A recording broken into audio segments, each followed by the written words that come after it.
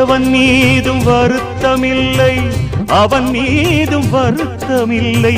விதி என்று நானும் இங்கு என்னை தேற்றினேன்.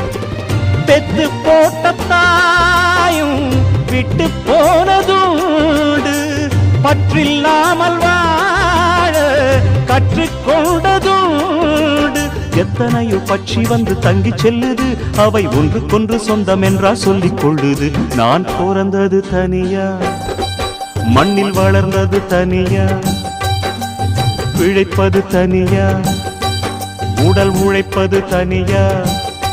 இடையில் வந்தது இப்போது எங்கே? நான் சிரிச்சது தனியா, அழுதது தனியா, உறவுகள் அப்போது எங்கே? பாய் விரிச்சது தனியா, படுத்தது தனியா, வரவுகள் அப்போது எங்கே? அடித்தந்தன தன்னானாதான